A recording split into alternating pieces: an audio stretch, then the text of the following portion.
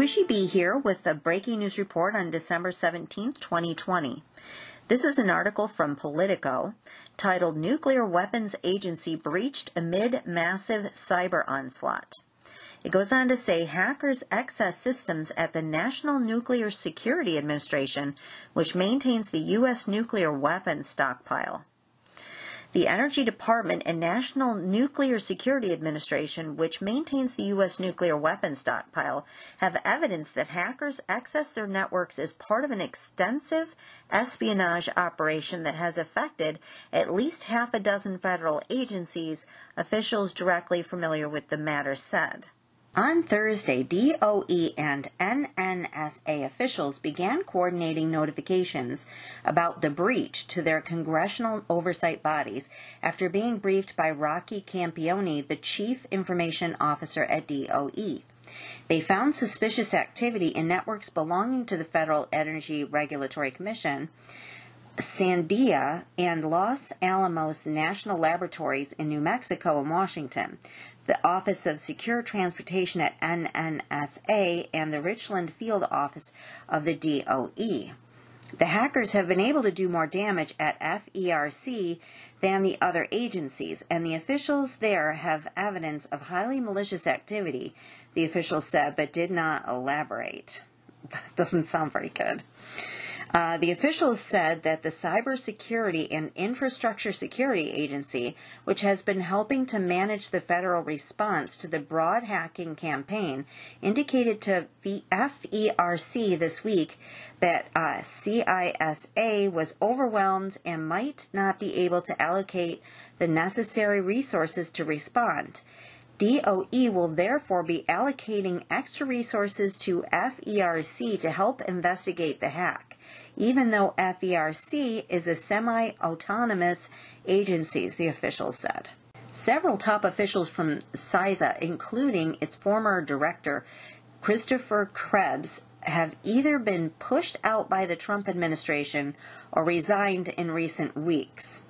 Federal investigators have been combing through the networks in recent days to determine what hackers have been able to access and or steal, and officials at DOE still don't know whether the attackers were able to access anything, the people said, noting that the investigation is ongoing and they may not know the full extent of the damage for weeks. Great.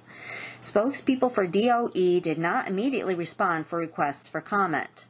The attack on DOE is the clearest sign yet that the hackers were able to access the networks belonging to a core part of the U.S. national security enterprise. The hackers are believed to have gained access to the federal agency's networks by compromising the software company SolarWinds, which sells IT management products to hundreds of government and private sector clients. DOE officials were planning on Thursday to notify the House and Senate Energy Committees, House and Senate Energy and Water Development Subcommittees, House and Senate Armed Services Committees, and the New Mexico and Washington State delegations of the breach, the officials said. Well, that's a lot of committees. CISA, the FBI, and the Office of the Director of National Intelligence acknowledged the ongoing cybersecurity campaign in a joint statement released on Wednesday, saying that they had only become aware of the incident in recent days. This is a developing situation, and while we continue to work to understand the full extent of this campaign, we know the compromise has affected networks within the federal government, the statement read. The U.S. government has not blamed any particular actor for the hacks yet, but cybersecurity experts have said the activity bears the hallmarks of Russia's intelligence services. Of course. NNSA is responsible for managing the nation's nuclear weapons, and while it gets the least attention, it takes up the vast majority of DOE's budget. Similarly, the Sandia and Los Alamos National Labs conduct atomic research related to both civil nuclear power and nuclear weapons. The Office of Secure Transportation is tasked with moving enriched uranium and other materials critical for maintaining the nuclear stockpile. This is so fantastic. Of course, this is just great. I'm really, really thrilled to know that people are so easily able to get into our uranium. That's super. Hackers may have been casting too wide a net when they targeted DOE's Richland field office, whose primary responsibility is overseeing the cleanup of the Hanford nuclear waste site in Washington state. During World War II and the Cold War, the U.S. produced 2/3 of its plutonium there, but the site hasn't been active since 1971. The attack on the Federal Energy Regulatory Commission may have been an effort to disrupt the nation's bulk electric grid. FERC doesn't directly manage any power flows, but it does store sensitive data on the grid that could be used to identify the most disruptive locations for future attacks.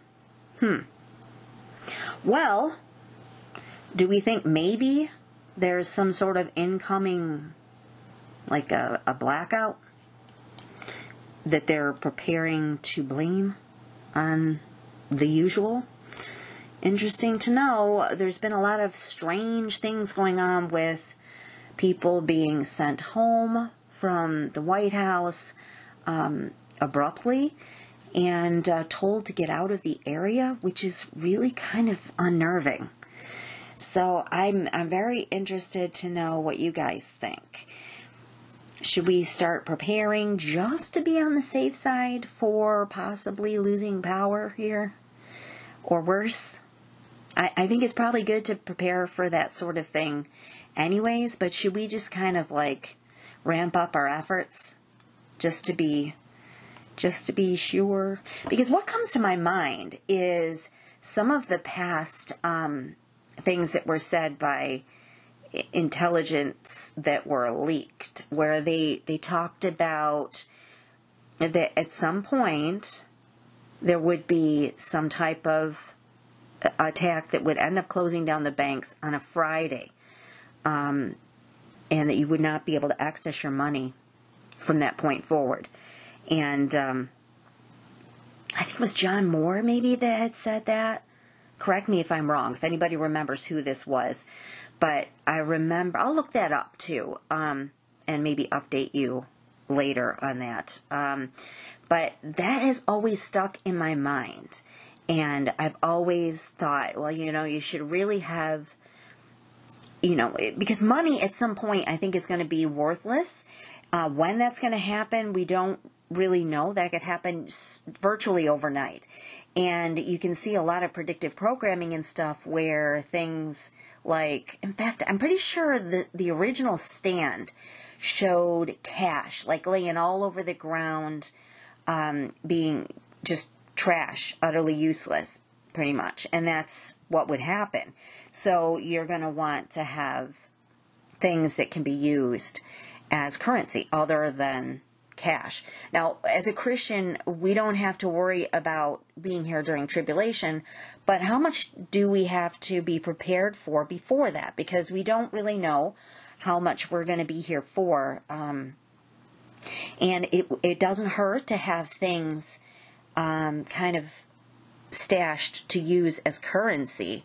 Things like, I know this sounds a little bit, I don't know what you guys think of this, but for example, okay, my doctors have tried me on 1,000,000 different blood pressure medications. Nothing ever works. But I tend to keep them because you never know when, like, blood pressure medication can be used as currency, because there's going to be people that aren't going to be able to get their medications during, emergency situations, that when it really goes down. And we're talking where you can't get to your doctor, you can't get to pharmacies. You would be surprised how much people would be willing to trade other things that you need for your medication that you no longer need. Or, water is going to be a huge currency. Batteries, things like that. So you might want to keep, obviously, any type of weapon or that sort of thing is always good to have on hand. You should be having that anyways. The Bible tells you to go and sell your coat and buy a sword, because God knew. He said that perilous times will come in the last days, so we should be prepared for that. We can see that happening now We're literally living in Sodom and Gomorrah. So anyways, I just wanted to share that article with you, and if I see anything else of interest, I will be back. So until next time, guys, have a good day. I'll be seeing you. Bye-bye.